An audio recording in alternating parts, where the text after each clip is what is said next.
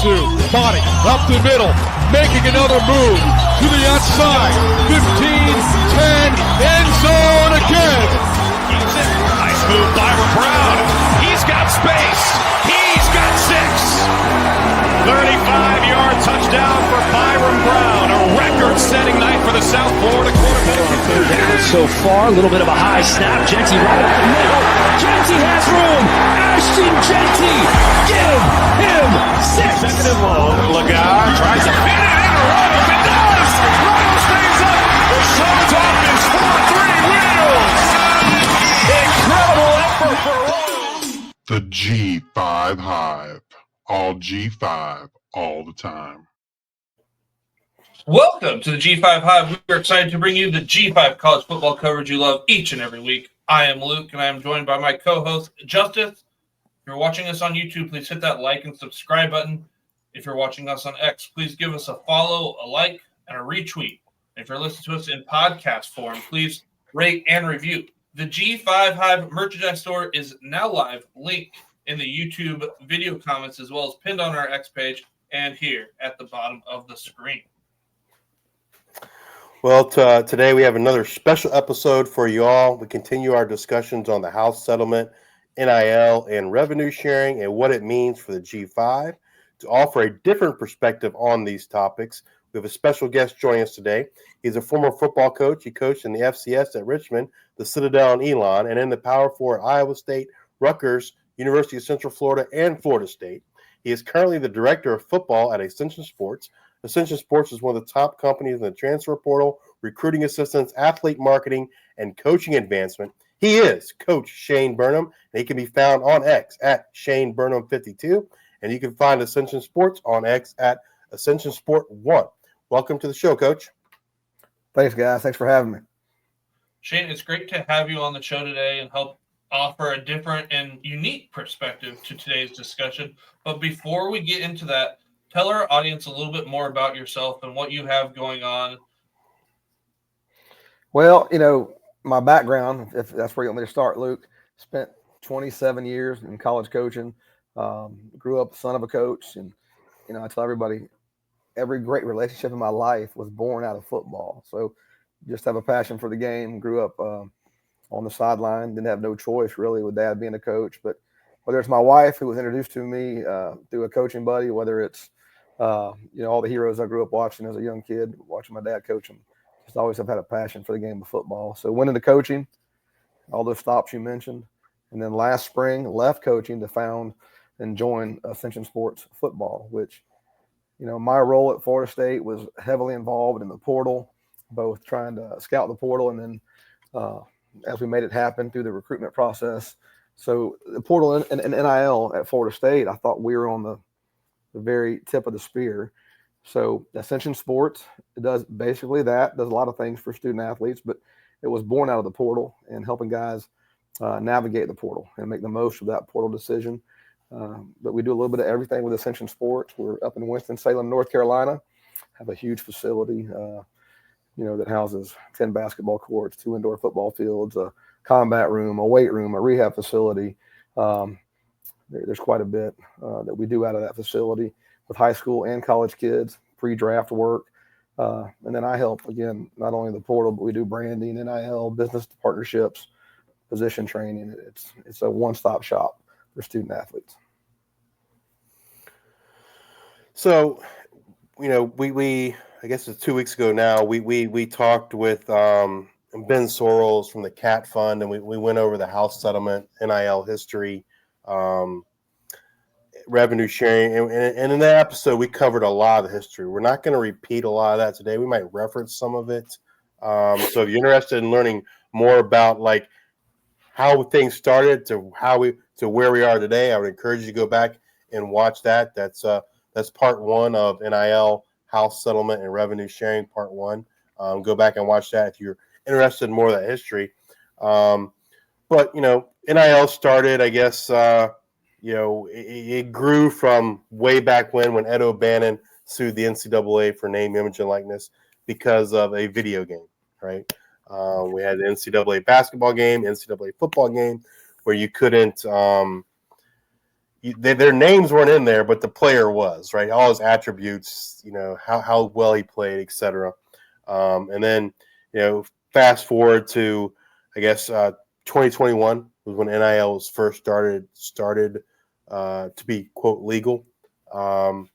Back when during that time, Coach, what were you seeing? How did you guys change as a coach? How did you change what you were doing when you were allowed to do NIL?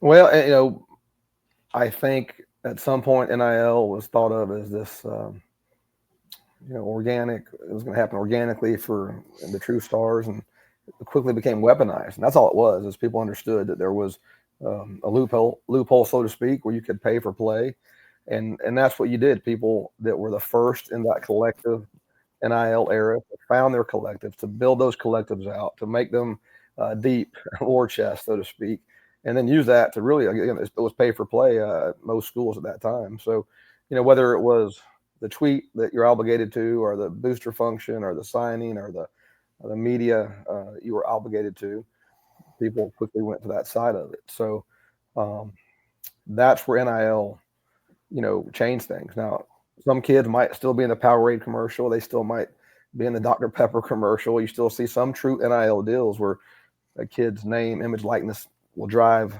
something on the consumer side, maybe. But, most of that is just people weaponized those collectives and went to work. Yeah, and I think that's probably a big frustration for the general public is, the NCAA keeps up this ruse that it's not pay for play. And I think most people just say, hey, you should just admit that's what it is, because that is what it is, right? Like there's no sense to keep this ruse going. No, I mean, that's exactly what it is. And you get paid next year for what you produce this year. So, it's changed everything. When I was a kid, we'd joke about when you go on a college campus, you might see, a nice Mercedes on this campus, or because they had a booster that was, doing some things outside of the NCAA. That's now you go on these college campuses, and because they have their own independent money, that's what it is. So it's certainly, the money is there and it's pay for play. For the purpose of our discussion, we're mostly G5, but I like to kind of give folks some perspective, right? Like, so in the early days, I'm assuming the P4, maybe the gap was big. It was probably not as big as it is now. But what would you say that the gap, in the early days of NIL was between P4 and G5 in terms of maybe what a collective might have or what a player might make? Sure. I mean, I think just in a general way, there was very few programs, even at the P4 level, who were operating in any real organized collective way. I mean, you had, of course, some of the SEC that you would think of, but there was a lot of my counterparts when we talk about what we were doing at Florida State early in that process. They weren't not as organized with that. Certainly the G5, because they're already more cash strapped, were less organized. So it was shocking to me, and I think now people have caught up, but it was shocking to me how far out in front I thought we were at the time. But the difference, I mean, it was drastic where, you're talking some schools at G4 didn't have it, or P4, P5, P4 and G4 didn't even have one organized. So the people who were organized were miles and miles ahead. So you're talking, and who knows what the number was, but you're talking, the guys who were well established at the Power 4 were in millions of dollars, multiple millions. I can't imagine there was a group of 5 that operated, over 500,000. No, not until recently. Yeah, I can't imagine. So it just, it was a gulf. But it was a gulf between even, again, some of the haves and G4 or P4 football, between the P4's haves and the P4 have-nots. And there will be going forward, actually. There's going to be a lot of schools, in my opinion, in the Big 12 and in the ACC who are going to have a harder time being fully funded in that rev share number than some of the SEC and Big 10 are. So I think you'll see that going forward still, actually, at the group of Power 4 level. And to hear you talk about how big a gap it was way back then, and it's only gotten worse, right? And so, while we have some G5s that have multi-million dollars, it still pales in comparison to their P4 counterparts. But back then, I wouldn't. Nowadays we hear terms of like when you talk about a collective. Let's say a collective has $20 million, $15 million, whatever you want to say. But you're hearing like 85% of that goes to football, with maybe another 5 to 10% to men's basketball, and then the rest to the other sports. Back then, was the percentage to football even higher? Yeah, I think what you saw was when the collectives first opened, you saw two types of collectives open. There were those Pollyanna who opened and said, hey, you guys give money, crowdsource it, so to speak, with donations from your fan base. And we would, have this divvied up amongst our student athletes across the athletic department. And that made sense. Let's let everybody benefit from NIL. And then I think, again, the other piece of it was, no, we're going to go and organize this specifically for football. Maybe there was a few universities, basketball, whoever those power brokers are in that side of it. But in college football, definitely. I mean, to answer your question, there were some people who said, hey, we're going to, even within that school, we're going to create a separate collective at that university. So you saw that at a lot of schools, two collectives. One was really driving the football, or a basketball piece, and that they were doing the pay for play. And there was the other Pollyanna, not Pollyanna, but that what NIL was meant to be. So I think you saw that early schools start figuring that out when you'd see, why are they opening two collectives? Well, I think that's what you saw was one was really kind of more for the student athlete population, and one was more specific to the football program or basketball program. And I think that's an interesting point, and like how teams in schools treat collectives, because I think some collectives, like you said, are more about let's spread it out and affect more, and not necessarily give the quarterback half the amount of the entire collective. But some do that, right? And it's just a different philosophy that I think some folks don't fully appreciate how that happens. So what would you, if you were to estimate, I guess, like how many collectives do you think operate in the let's just spread it out versus give a big chunk to the quarterback or selective players? What do you think the split is there? That's a good question. I think it's fascinating when you have these talks, whether it's general managers or a lot of the assistant coaches don't really understand how they're attacking the NIL world because they don't want them to know. So there's a lot of where the personnel side keeps the coaching side absent of that. I'd say the majority of folks are pay for play. Now, whether they attack that, I'm not going to bring anybody in here and pay them more than what we pay our two starters at that position, but I'll still pay them more than the backups. Whether, there are some people who probably do say, hey, we're going to bring freshmen in, every freshman receiver, we'd like to start at, this, every freshman offensive tackle, we'd like to start at that. I think there are people who will try to manage their money that way. I think ultimately what you're going to see is the NFL model. Well, if we have 15 million, that's our number as a rev share, percentage wise, how much do we need to sink? Is it between 18 and 22 in this position, or is it between 10 and 15 in this other position? So, I think when the old days, I'm getting off here a little bit. In the old days, I'd sit as a coach and say, Shane, all right, we have 85 scholarships. We're going to allocate 40 to defense, 40 to the offense, 5 to the specialist. Hey, we're not very good at D-line this year. We got to go over budget. We've got to go sink 2 more scholarships. I think the people who are just chasing and truly paying for play without having that formula behind them end up shorting their roster somewhere else, right? They overpay. So I think the people that are doing it the right way are somewhere in between what you're asking. They're paying for play, but they have a pro mindset formula where they're working within percentages. So, hey, we're going to go pay a lot for this D tackle because he can change the game on third down. He's a 3-down player. All right, but if you're going to overpay for that guy, you're going to have to contract somewhere else. So I think what you see is Moneyball, where they're getting paid for play, but now people are trying to, instead of just randomly handing out money, I think people are trying to be more calculated with how they, apply that money to the entire roster. But not every kid's on NIL in every program. So you mentioned, having this personnel and coaching kind of separate, where it's like, okay, I don't really know how this is operating or this is operating. No doubt. Do you feel that coaches know how much a player is getting paid? I think any head coach that, the staffs that I talk to, all my buddies, the head coach wants to keep that off of them, right? It doesn't help for me to know that. If I'm sitting down with Johnny, I want to coach Johnny and Jimmy the same. I don't want to coach them based on who, it does me no good to know that. It's a conversation I can't have by NCAA rule anyways. So I think the majority of coaches are ignorant to the process and how much they're on purpose. I think now every head coach in America and every GM in America knows exactly what's going to be offered to that kid. The way it's set up now, the school can't be a part of that. The collective's doing that down the street until the rev share hits with a settlement. But every coach is known. So for the coaches, even the head coaches, who play dumb, like, I don't know.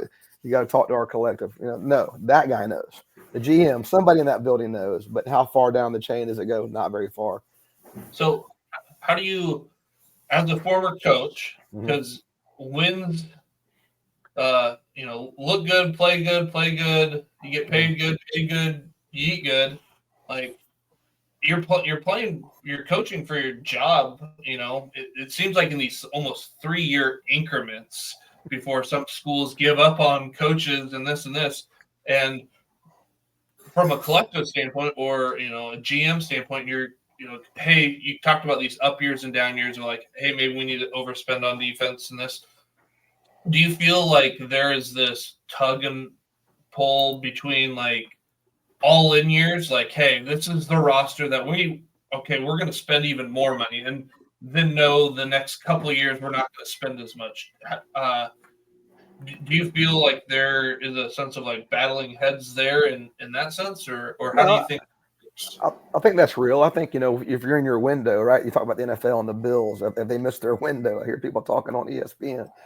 I think, if you have a great team and there's a piece, or two, I think this answers your question, that we think put us over the top with this team, then I think, you might say, listen, we're going to go be super aggressive, and that's not going to be how we're going to operate going forward. But in this particular instance, we think we're, but to sustain it year after year, right?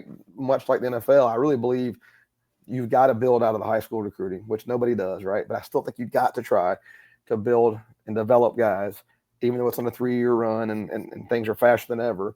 And then I think you got to supplement. I don't know the NFL enough to know who's built their team through free agency. I'm sure it's happened. I would imagine most of the teams are good teams that last are built through the draft. I don't know that, but and supplemented with free agency. So I think you definitely see that mindset chips in the middle of the table. There's no doubt. I think people will do that and overspend in those years. There's a couple things that you've been talking about that I think are some great points. And you talked about teams going from the spread it out mentality to the what I like you said, the NFL mentality, and spending more on certain positions. And like from my perspective, if I was to name what I felt probably the top 3 positions in terms of who should get paid the most on, I would probably rank them quarterback, offensive tackle, and defensive tackle. Would you have that same three positions, or? Yeah, no, that's definitely how it goes. I mean, money's being spent. Quarterback number 1, because you got it just like any high school, college, pro. If you're good at quarterback, you got a shot. He touches the ball every play. So definitely quarterback. Tackle, no doubt, offensive tackle. You don't see guards and centers, command nearly the price that tackles are going to command. And then defensive line. I'd say D tackle, D end. If you are a 3 down, a 3rd down, pass rushing Jesse, Mike Green at Marshall, who could change a game on 3rd down, those guys are going to be always extremely valuable. A D tackle, they're so hard to find, and they, that's how it goes. Outside of those positions, you're still seeing NIL and pay for play, but that's where, if you're good up front on defense, you're good everywhere, right? So, and at quarterback, like I said, it's a great eraser. So you're right on. So I guess kind of models the NFL. No doubt. Follow up to that, if I am a defensive tackle, maybe I know I'm not like super great. Mm-hmm. Should I go into the transfer portal every year? Assuming, I don't want to burn bridges and stuff. Sometimes, where we've been talking about the NFL, where the pick 101 might not be the same value year to year. It's like, hey, I know I might not be the best, but if I'm out there, maybe I get something. I mean, ultimately, what we've created, and say we, not the coaches, but what college football has created for itself is, UFA every year. You can test the market if you want. You can be as discreet about that if you have the right help, or as, non-discreet about it if you want to burn bridges, to your point. But I do think that's what the joke was. That, one of the staffs I was talking to, the head coach came in 2 years ago and said, "Hey, who are we concerned about that's going to go in the portal from our own team?" And they went through the discussion. It took 45 minutes. Well, this guy's not playing as much. This guy's actually being tampered with, we think. So, all right, year 2, same conversation. They did the same thing. Let's go through the board. And they went through the board 45 minutes later. Okay, we think we know where. By the time they got to the third year in the portal, the head coach came in and said, "Hey, let's go through this process." And the coordinator looked over and said, "Coach, everybody's in the portal, whether we know it or not, whether they know it or not. They're in the portal because of all the tampering that's going on.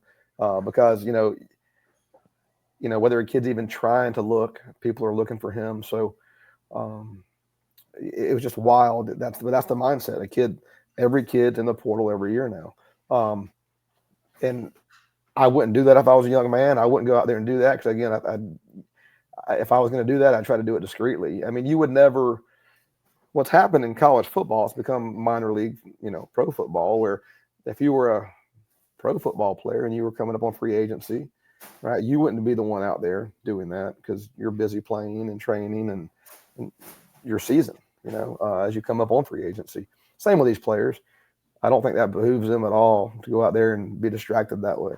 So, but the truth is, there's real big money being paid to D tackles in college football. I'm talking about more money than most Americans make that have been working their entire life for that paycheck. It's real money these kids are being presented with, and I think they got to consider a lot of things. And it's such I don't know if position scarcity is the right word, but that's what it feels like, right? Because you're seeing what I would characterize as even average defensive tackles get a lot of money just because there aren't a lot of them available. I laugh with my coaching buddies. D-line, that's always the hardest position to recruit, right? I mean, there's just less big-bodied, athletic dudes walking across the malls of America and the playgrounds of America than there are small guys. So it was always the hardest position to find. It's still the hardest to find in the portal. You see a ton of D-line. I'm telling you, based on my experience and my evaluation, there's not many great ones, to your point, that are in the portal. But certainly they're so valued. You need depth. There's so few of them. And, the portal's fascinating when it comes to D-line. What you see is a lot of people make mistakes and purely on size, recruiting, you see a lot of mistakes, and you see a lot of really good players coming up through the ranks. They were just an inch off, didn't quite have the arm, the weight at the time, the height. And what I love about D-line, you're seeing some of these big guys, fall, and some of these smaller guys. So and I guess to your point, there's not more big guys. Just because we're in the portal doesn't mean there's more big guys to recruit. There's not any more than there were when they came out of high school a couple of years ago. But I love how you see some of these guys who don't have all the attributes starting to, they pass each other on the way up and the way down. And you talk about those attributes, something that I want to give you a chance to highlight what you do at Ascension Sports, but of knowing, hey, do you know this player that came in a year before you, 2 years before you, kind of knowing that room, whatever you're going into, and hey, what snaps are leaving, what snaps are coming in, what's transferred in. Can you talk a little bit about that portion with athletes that you deal with and stuff that Ascension Sports helps with? I think if you took 10 kids through the portal and asked them about their experience, 2 out of 10 come out the other side with a great experience, whether it's the right school, the right scheme fit, the right draft result.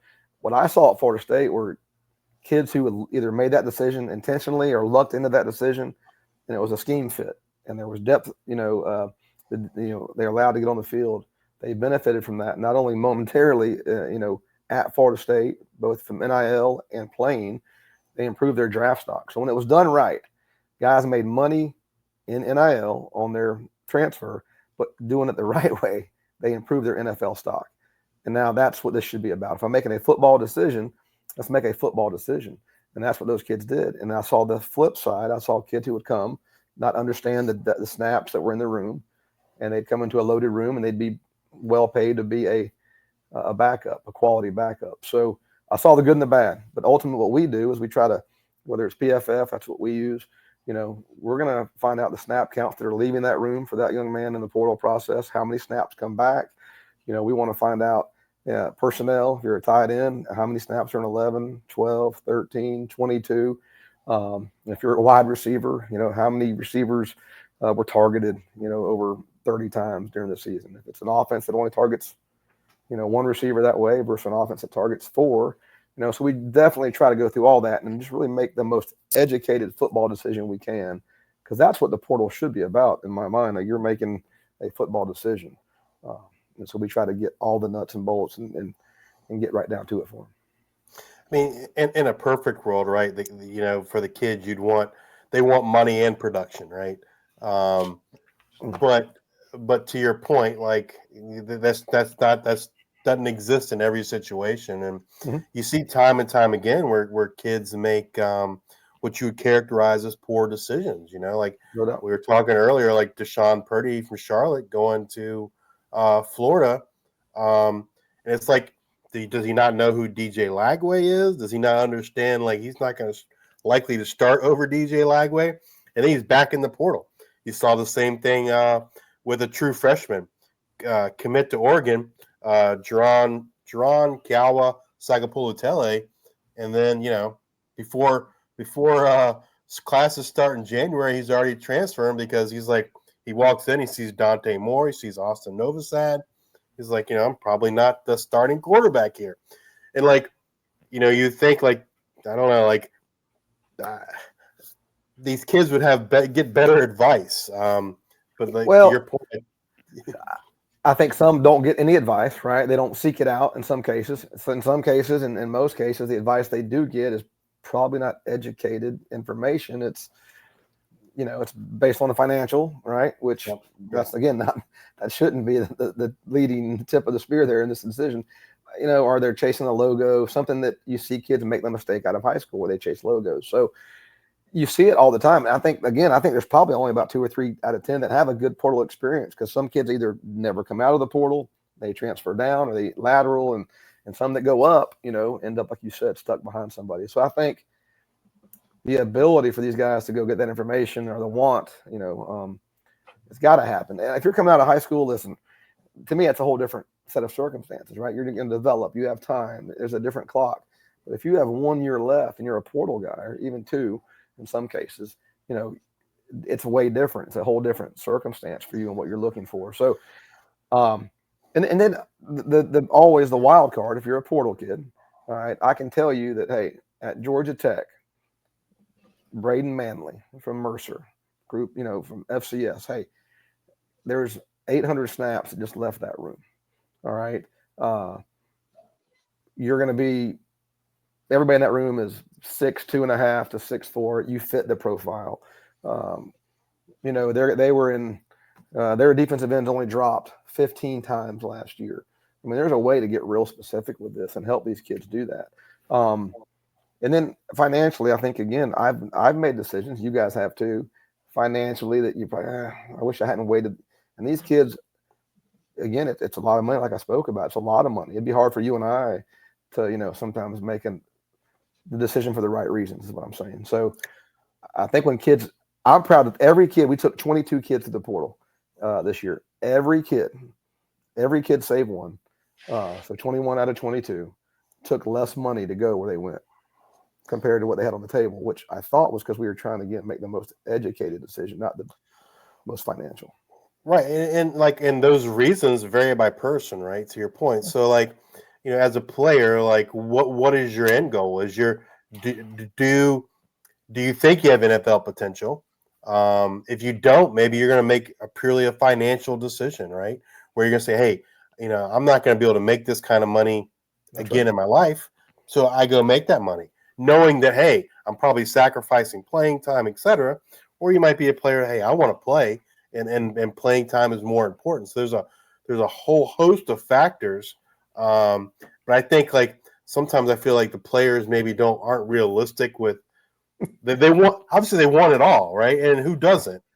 But you have to have some kind of priority. What's the most important to you? What's your end goal? And then what's more realistic? And then try to find that like you said, that happy marriage between playing time or money. I mean, if you wanted to make a lot of money as a bettor, if you bet on every single G5 player that moved up to the P4 and you bet money that they would lose snaps, like you're going to win a lot of money because that's what's going to happen, right? No I mean, doubt. that's just the odds. That's just what's going to happen. That's not a bad thing. That's just the reality, right? And so as a player, I think they have to. They need someone that is that voice of reason, right? That can share those things with them. Well, I think the biggest thing is you go on these recruiting visits and you sit and I've done it for years as a coach. You put on your best foot forward. These are 24 to 36-hour visits now in the portal. And you can make things look a certain way on a visit, all right? And I can go in behind and say, listen, I've coached against that guy, or I know that guy that's going to be coaching you. I know there's certain things I think that we're able to do because we're different. We're bringing this, 25, 27 years of experience. But all the things you're talking about are critical to these guys to make the right decision. And like some have different factors. I've been surprised. I had a kid, this process, he wanted to be closer to home. I said, well, I understand that. You've been gone for 4 years. I wouldn't wait that. Me personally, I would not wait that into this decision. He did, and that's fine. It's his recruitment. So at the end of the day, he's got to be happy. But yeah, I just think there's so many mistakes made, and you see people who do it right. If it's Fisk and Verse or Tatum Bethune or these guys that we had the experience with at Florida State who hit it and able to catapult themselves millions of dollars in draft status. And then again, some guys, even in my experience at Florida State, who didn't hit it right for whatever reason, would have been better off maybe at a different school, a different scheme, whatever. I just think the people who do it right, man, your ability to, but again, it's got to be educated. And if you don't, that's the old saying. I have heard a ton of coaches say it, that, if you fail to plan, you plan to fail. And I think most kids absolutely jump blindly into the portal. Well, they do. And I think, one thing we hear quite often is like, the player gets offered, I don't know, let's say $75,000. They enter the portal, and then they end up signing for like $20,000 or $35,000. Like they never get what they were initially told they were going to get. Like at least I feel like in the majority of cases. Obviously, there's always exceptions to the rule, but I feel like these kids are enticed with a number, and then they jump into the portal. And I feel like once you jump into the portal, you lost your leverage at that point, also, right? Depending on who you are. Yeah. So what I'd say is this too, in my mind, and I don't mean to cut you off, but in my mind, I had a school that we had several, again, mostly D linemen who we worked with this past year, but there was one particular school in the ACC that would call our kids and say, hey, I don't care what you hear else out there, we can beat it. It just set the tone that it put these guys in a position to the kids, in the kids' mind that, hey, name your price, basically. And I didn't like it. And I called this school and said, hey, I know you're going to recruit our guys. I can't stop you from calling our guys. I want you to call them. I was like, please stop having that conversation. That doesn't benefit him, doesn't benefit you, because you can't do that. So at the end of the day, he'll be disappointed that you can't do what you're saying. And it's just not how I want a kid to think. So I didn't want him putting that in our kids' ears. But you hear a lot of that. That's true. We dealt with that in some cases. With our kids, we wanted basically, I wanted to know the number, not the exact number, but I'd want to know the number before we agreed on a visit. Certainly, none of our kids signed without a MOU in front of us. So we'd signed the MOU when we signed the grant and aid. We weren't going to sign a grant and aid without that. So we knew that our guys were going to be receiving exactly what was verbalized to them in the process. But it's really, again, these schools are going to prey on the ignorant, and they got a job. They're trying to keep as much money on their side of the table and spread it out. That's their job, to stretch their dollar and build the best football team they can in this new world of college football. At the same time, and they're going to sit on it. They're going to protect themselves. And and they're going to prey on these kids' ignorance in that space. So I think that's where we got to come in. We kind of know the market based on what our players are being paid at different schools, what they're being offered. We can what's real. We have a pretty good idea, and there's always outliers, but we have a pretty good idea of what people are paying because we've had so many kids go through the experience now at different schools, and there's not really a market for these guys. Every kid's recruitment's different based on what that program needs in that given moment and how they value that given kid. So to assume a kid's going to be valued the same way at all 5 schools is wildly different at each school, and whether that's snaps, how they see him, scheme, how they see it in NIL. But it's radically different for each kid within each school's recruitment of them. But that happens. I mean, and I think a lot of the kids, they have to. What's the most important? Is the money the most important, or is playing time most important? Right? I mean, Right. you can go from the G5 to the P4, and you're certainly going to get more money, No doubt. but you're very likely going to have a lot less playing time, and so I think it's important for the kids to be able to weigh those options. Right? What's most important? Is it more important for me to stay in the G5, get more development as I get playing time? Because at the end of the day, like you can go to the P4 and get a lot of money, but if you don't have film, if you're not getting on the field, and your goal is to make the NFL, that's not a good pathway. I don't feel like, because ultimately, if you're not on film, the NFL is not going to really care about you. Film is king. We had 2 of our clients that we represent. Our advice was to stay. Don't explore the portal, and neither one of them did. Thank goodness. I just thought, for all the reasons that it would have been purely a financial decision. I thought everything was going well. They were a fit. They were having success at their given school. I don't think the portal is always the answer. We had a G5 quarterback who I think I mentioned to you guys before we came on the show that family reached out, and our advice to them was the same thing. I don't think you need to go. I think that would be a mistake at this time. So tape is king. Some of these high school kids who are frustrated right now about the portal and it eliminates opportunities. Hey man, if you go play, if you're a 1AA guy or a Division II or whoever, you show out, you're going to make the jump. Again, we took a kid from Mercer to Georgia Tech who played as SoCon Defensive Player of the Year. He produced. We had a kid go from Elon to NC State. We had a kid go from Delaware to Florida. We had a kid go from Drake to Fresno State.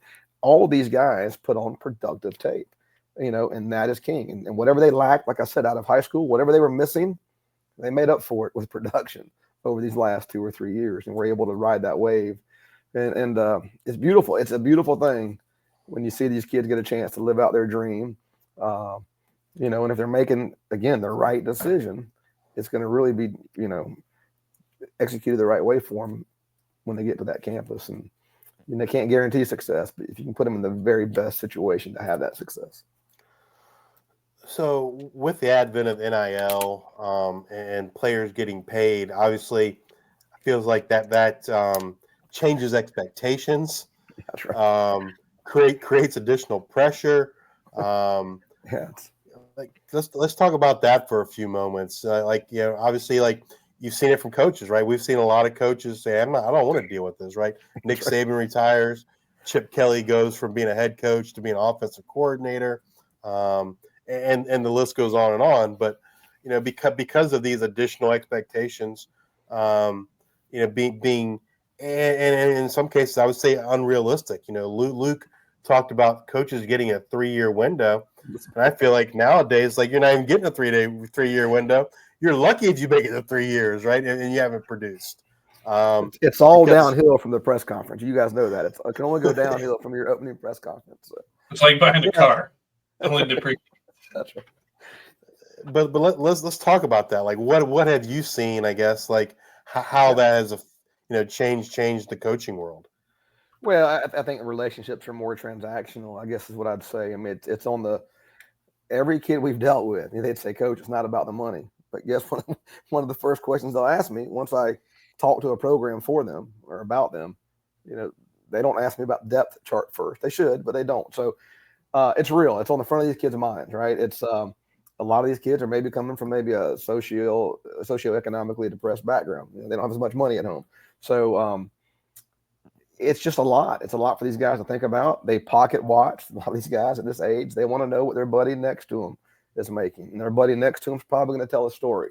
He's probably going to add a little bit more than what he's making, right? And, I call it a fish that big. The whole thing, it's what we do, right? So it's real for these guys. There's that, and they're young guys. And how do you manage those emotions? Because I'm outperforming this guy. He's getting paid more, I think. All those things are real for these kids, right? And that has entered into locker rooms where, they're so concerned maybe about someone making more than they are, and maybe they're outproducing said guy. That causes, some dynamics in the locker room. For coaches, I think, again, it's just knowing that the relationships don't mean as much.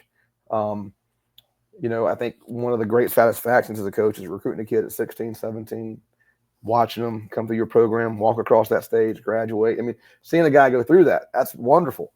As part of the joys besides helping a guy get better at football. But you don't get to do that much anymore, right? So you develop a guy, and it used to be great. You take great pride into developing a guy, and then you lose them. So, that's frustrating where guys either can't build a relationship to a point where enough to affect the financials. And even when financials really, a lot of kids making these lateral decisions, and the relationship can't overcome that for them. And the development piece, that, hey, we've done a good job developing you as a football player, and it's just heartbreaking, when you do that and you lose a kid. So I think it's just frustrating for coaches to know that when you're doing a good job, that's what I'm saying, relationships, development, that's not enough in every case. It's just frustrating. And then the calendar, guys, has changed so much. They're on official visits from December 9th with this new calendar through, a week and a half after school start date in January. So these guys are just in this portal and trying to re-recruit their roster at that same time, replace guys. It's not many guys having fun. Do you believe that we'll see kind of a move to kind of like public access to player money? You talked about how, you talk to your money and say, I caught a fish this big, and by the end it's this big. Do you think that, I don't know, maybe it's 5, 10, 15 years, maybe it's next year. Do you think we will see a move to like where we can go Google any NFL salary cap person, like Right. I can go who that is. Do you think there's any benefit to that in knowing kind of who's getting paid what from either a player standpoint, and then also like, schools giving money to players? Like, okay, I don't know. Yeah, I think it certainly defines the market is what it does, right? So the more, I don't know what's going to come. I believe it was either Jump Forward, I could have the wrong company, but Teamworks, they put out this year, they started tracking, and and I believe their goal was to say, by conference, each school has this much money in their position room. So they'd say, every school, this much in their quarterback room. They wouldn't get as detailed as who was getting paid that, but Clemson had X amount of money in that roster position. I don't know if they're there, but they rolled that out this past summer. But certainly as a coach, you'd want to know. It'd certainly help. I mean, if you're the big spender, and everybody wants to pound their chest, look at us, we spend the most. I think as a player, you certainly want to know the market. I think it's fascinating the way these negotiations happen. These schools will call me and they'll say, hey, what's it going to take? Or what's his number? And it's just a weird conversation. Hey, this money, it's all transactional. These relationships are transactional. That's what I hate about it. But you lead with that question. Like, it becomes very transactional off the bat when you call me and you say, hey, I want to call you about Luke. What's the number it's going to take? And I get it that they got to find out if they're in the game or not. They need to know, hey, we don't have that much. Let's stop talking if we're not in that ballpark. But it's just weird how the conversation happens. But I think both parties would benefit if there's a little more, transparency in what's going on. I think you'll see that. I think you'll see some guardrails. I think contract length will be something to watch. It'll be interesting. 1 year contract versus a 2 year versus a 3 year, and what stability that can provide for your roster. That's coming, I think. One thing, you talked about earlier, and you hear these stories. You talked about, obviously the players talk to each other how much they're getting, right? Yeah. but I think what does happen, like you said, they I don't necessarily want to say embellish, but like if I left, East Carolina and went to Alabama, and then when I left, they offered me $200,000, but I actually only signed for $75,000. I'm telling my teammates I got the $200,000, right? Because I feel like the player probably feels like it'd be embarrassing to admit that I left and got a lot less money or something. Like I don't think, like, you hear these stories through back channels. We have yet to hear these types of stories come out, through the mainstream or from the player themselves. And I just feel like because they feel like a little embarrassed, or that, like, they're not ready to the point to be able to share that story. And at some point, you've probably signed yourself into something that, guess what? It changed. I signed it. And what's my recourse at this point? So I think there's some of that too, right? Where a kid, some of these contracts we see are very straightforward, very simple. These are the things we're going to require you, the deliverables, as we hear that word. How many tweets, how many appearances, this, that, and the other, what's required of me. Some of them are very straightforward, and the payment structure is very straightforward. Some of these contracts are very convoluted, how they weight the payment schedule. Is it monthly? Is it quarterly? Do they miss a month and then double up? And, is there a retention bonus, so to speak, as far as the bowl? It's fascinating. And then the language, and some of those gets really, detailed. There's a point system. You accrue points, and if you don't have some number of points in a certain, it's wild where these contracts are coming from. But when the kid gets there, he signs it. He doesn't know what he's signing in most cases, and he's probably locked in that instance. But I do think kids tend to exaggerate the number they're getting. I think schools have no problem with that, right? They love if Johnny goes and tells probably that, hey, I got paid this from old school A. That's probably not the worst thing to have out there, unless the kid walks in and, you can't come near that number. But some of those rumors are, I guess not bad in some cases. But I do think, as a rule, when I talk to GMs, they assume every kid's probably offset the number by 50,000 or so. And I think every school probably does the same thing. So I think there's a little bit of fudging. The number they first throw out of their mouth and always the number they land on, to your point. So I think it's on both sides. And that's why you need this process to be more defined, Luke. That's why you need some more transparency. There needs to be a common contract, or, CBA. I don't know what that looks like. It's a whole big conversation. I'm not that smart. But there needs to be that for all those reasons. How, with NIL, especially on the P4 level, let's talk a little bit how it's changed recruiting, like high school recruiting specifically, because I think what Luke and I have been seeing, and we started seeing last year, is these G5s are able to get a higher level of recruit, or more higher level recruits than they have in the past because of the transfer portal. I mean, because the P4s are taking the all conference teams, right? And so they're loading up in the portal, and they're not giving as many opportunities for freshmen, whereas the G5 can offer those opportunities. Yeah, one of my buddies made the comment. He goes, P4 rosters right now are either really top heavy or they're really young. You have this freshman class that's come in, or you have these older guys who have, had success in the program. And those middle guys are now transferring out to a different Power 4, or maybe they're going down to a G5.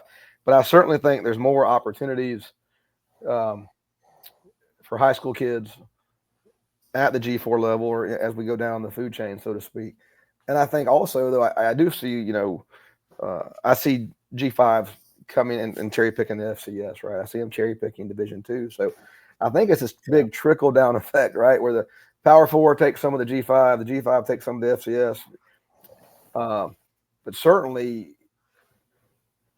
and I don't know where it's going to come to a balance. If you have 85 guys or 105 guys, that's a whole nother conversation. How do teams want to attack the 85, 105 number? Anyways, that's a whole nother show. But it is interesting, how people are going to game plan that. So I guess to try to wrap things up a little bit, we've talked about revenue sharing. So we're going from the NIL era to revenue sharing, with the basically it's NIL by the schools, where the schools can opt in to pay around $20.5 million per year. If they opt in, then they have to abide by these roster restrictions. It's not just football; it's all sports. That I think April 4th, I want to say. But anyway, it's early April when that decision will happen, whether revenue sharing gets approved or not. But how with that, how do you see the impacts of that already today, right? Like, because folks are already signing contracts as if it's going to get approved. Yeah, no doubt. I mean, our kids have been presented contracts at this point that are 6 months, collective 6 month with the rev share piece. So that we've already seen that with our guys. What it's done, it's forced everybody to get, 3 years ago in 2021 or 2022, when you asked, there was only a few teams that were organized. Well, now you better, I mean, it's out there, right? If you're not at 75%, let's say, like, whatever that percentage is of that rev share number as a football program, then, you're not going to be as competitive. So that's just forced more money into this market. I think if you would say who had a $10 million NIL budget 2 years ago going into the 2023 season, how many kids schools had over 10 million in a very small percentage? That's doubled now or tripled now when you talk about the Power Four having to get to that 15 million. So the contracts are already showing up that way. The money has changed. There was more money being offered in this portal than I had heard any of the last three. So yes. I think you see that there were bigger numbers. It was interesting too that you saw some people take their collectives, so to speak, if they were going to shutter their collective, let's say, and we're not going to have it going forward. They were very aggressive in taking that money that was budgeted for, a year, 12 months, and this could push that forward into 6 months and be really aggressive in the portal and then let the rev share number, pick us up when we get to the back half of the year. So you see it played out in a lot of ways, that judgment and what's coming. I'm still curious, what the lawsuits are going to bring and what that means as far as Title IX, the stuff you're hearing right now. But yeah, there's that idea that there's going to be this third party, that's going to look at all of the contracts and this, and I think what's being floated around is like now maybe in 3 years or something. So like, all right, well, let's try to get ahead of it and let's spend all of our money up front because we know it's going to be a lot harder. Mm-hmm. Maybe it doesn't happen, but we're going to front load some deals. Yeah, that's going to be interesting. This clearinghouse, so to speak, that over an X amount, like you said, you have to be vetted and cleared. To me, the first thing I think is if you're in a Georgia Tech, Columbus, Ohio State, if you're in a setting where you have some Fortune 500 companies, maybe that, those are true NIL opportunities where you can make an advantage. The other part of me thinks, how are you going to really, I saw somebody at Sotheby's last week put a piece of duct tape on a banana and taped it on a wall, and it went off for like $6 million, right? Or I get it, but I'm curious how they're going to go tell some of these businesses that this young man's affiliation with you is not worth, but they are going to try to vet it. People are going to try to be creative in how they get around it, because that would then become, the under the table inducement that we used to talk about years ago. What's going on under the table. I think the collectives that remain and are able to operate in some way, whether it's, getting around the clearinghouse or just that can add that on top, it's a cherry on top. Where if you see some of these schools who are now starting to shutter their collective and they're going to operate only out of rev share, I think the schools that can still keep that collective open, right, that's going to be an obvious advantage for them because it just gives them money on top of their rev share. Absolutely. And what I think, like, in addition to like double dipping, if you will, the collective offers so much flexibility, and that's why that's where I don't quite understand like why some colleges are getting rid of their collectives, because at the with the Title IX stuff, with the cap, and who else knows what'll happen, right, with revenue sharing, because that's going to be a more I think a more defined area, right? The collective can pretty much do what they want for the most part, and so that flexibility kind of really, in my opinion, goes a long way. And to your point, I think schools that have both available are going to be at a great advantage. I think so. And I think the ones that have shuttered them probably had no choice. I mean, they just couldn't, again, I think there's teams in the ACC and Big 12 who are not going to be able to hit that, 75 full rev share number in $20.5 million. And then I even wonder about some schools, based on how it's just going to be interesting to see how that works out. And I think like we talked about this when we talked with Ben, but I think also some folks just have, from a hey, I'm making a decision. Am I giving my money to the collective? Am I giving my money to the school? And maybe I don't have as much faith in the school administration to do the right thing with my money, right? You can be more directed, with your collective money. Absolutely. And I'm sure there's, and again, I'm not a finance guy, but I'm assuming one of the things people like about giving to the school over the collective is there's probably a tax benefit, right? Well, there is. I mean, you have to, when you give to the school, you have to deduct whatever benefits, quote, you receive. Right. And the school has such a large pot of money that, I think that the school will be able to do some funny accounting, right? To kind of keep things more tax friendly than a collective. But I don't know, like I just know for me, like personally, with the increased limits for itemization, like I haven't itemized in like 3 or 4 years, so it's not really a big deal to me. What's interesting about this whole collective and whether there's truly NIL out there, right? Because now we're saying that it is pay for play. That's why we're bringing it back inside the university's roof. But it is interesting to me, again, whether it's just booster money like you're talking about, where people see the benefit to direct that money to a specific player, or whether it becomes the NIL world for players is really not real, I guess is my point. It's when like I said, we talked about Dr. Pepper, we talked about some of those things, you see Quinn Ewers, but it's really not real. The majority of kids really make no money in true NIL. So I think what's going to be fascinating is and how people do attack that in that space, but it's definitely going to be a weapon for somebody. And another point, I guess, too, for still having your collective around is when that date comes, that I think it's April 7th, when that decision is made, there's no guarantee that revenue sharing that this settlement's going to be approved. And it's not approved. And I think one thing folks fail to or have not really understood is that this isn't okay, we're going to approve it and change ABC. No, it's a yes or no. Like if they want to make changes, the process starts over again. Which makes me think it's going to get pushed through because I just can't see them at this point. They must know something. I just can't imagine at this late hour they'd have to go back to the drawing board. But again, lawyers and lawsuits and things change. But golly, it seems they're so far down the road. I mean, I think if you want your way, just sue the NCAA. They lose lawsuits. They lose every lawsuit they're in. So, and I don't see that changing anytime soon. But yeah, I mean, but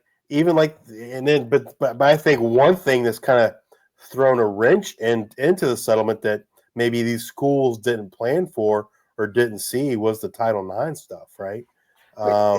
What's funny is I'm sitting there talking to an AD, a friend, about 3 years ago. I remember having this conversation, and we were on the phone one night, and he had now made his way up to he was the AD, and he's like, Shane, we're gonna have club sports in 3 years. Whenever this happens, they're gonna be club sports. I said, what do you mean they're gonna be club sports? And he started explaining to me what was going to happen. All the money was going to go to the big three, football, men's and women's basketball, and how and what it was going to become was going to be club sports basically. And my first question was like, well, Title IX. And that was the first thing out of my mouth was, how does Title IX handle that? And anyways, and the conversation went on. But I remember him telling me that. I remember going home and telling my wife and my dad, who was a retired coach, and telling him like, hey man, this conversation I had today, like this is what's going to become of college athletics if this goes. And I'll be danged if it's, that's the drumbeat now, right? Is that we have, killed off other sports. So yeah, I don't know how they're going to handle that. I got 4 daughters, So I want there to be as many opportunities out there for women as there can be, just because But yeah, it's a fascinating time to be in college football. It really is. Well, we kind of touched on this earlier, but what kind of like the future, I guess, like you said, if you had to estimate what percentage of the Power Four schools do you think will get to that 20.5 million? Do you think it's primarily just the SEC and the Big Ten, and then maybe like a few scattered ACC, Big 12 schools? Or Yeah, I would think don't know a percentage, but there'll be a decent amount of those Big 12 ACC schools that are able to reach that threshold for sure. Just because, again, knowing that they have to be there to be competitive, everybody's going to work hard to get there as quick as they can. But I do think there'll be some in those other two conferences that are not able to get there as quickly. Where I think the Big Ten and the SEC, I think every member in those conferences will be at a full, fully funded here as we start up. So, and then I think that's why you see something like the ACC lawsuit with Florida State and the TV. And, I think if you're operating, let's just say you're at $3 million difference a year, right? Over 3 or 4 years, you start compounding interest, and it's hard to be competitive. So I do think that it's just a game changer in every way, for sure. I mean, I think at least how I feel like how this ends up is from a kid's perspective is eventually they will be employees of the university and there will be a collective bargaining agreement. It seems like it's going that way. I think that's just where it's headed. I don't see from a legal perspective how it doesn't end up there. But then from a football perspective, I feel like once the ACC lawsuits are settled, you'll end up with some of those ACC teams jumping, whether it's SEC, Big Ten, and then at that point you're going to see a split. You're going to see the SEC and the Big Ten kind of do their own thing. What I'm not clear is what's going to happen with the rest of the ACC and the Big 12. Are they going to merge with the G5? Is there going to be 3 levels? That part I'm not 100% sure about. I think we've got some time till 2031 since ESPN extended the ACC television rights. I think some of that stuff lines up with when maybe some of the Big Ten and SEC television stuff expires. So I don't see, again, if you're going to operate at that much of a financial deficit year over year, you can't be competitive. At some point, you can't. I mean, you can't. I'm looking at Florida State right now. They're building a new facility, right? They're redoing their stadium. They're one of the more aggressive teams in NIL spending over the last 3 or 4 years, and they just paid their entire staff 2 years ago new salaries, and then a new staff this year, minus Mike. It certainly seems like there's money in college football, and it continues to grow, and everybody seems to be getting theirs. I don't know when it's going to slow down, but these TV contracts certainly, man. I mean, they're driving it, boy. All right. Well, I mean, I think this has been a great conversation. Definitely appreciate your time today, Shane. I think we'll have to have you on again in the future. Maybe we'll cover some other topics like film evaluation, I'd love to. et cetera. I think that'd be interesting for fans to get to learn more about. But definitely appreciate you. Thank you for your time today. Thanks for having me on. Really appreciate it, guys. Enjoyed it. all right, come back and join us next week as we continue to bring you up to date on all the latest news and happenings in the world of G5 college football. We'll be back live with you Monday, February 10th, right around 10:30 p.m. Eastern. If you're watching us on YouTube, please hit that like and subscribe button. On X, give us a follow. And if you're listening to us on Apple Podcasts or Spotify, please subscribe and leave those 5 stars, ratings, and reviews. Thank you all for your support. Until the next time, we are the G5 Hive.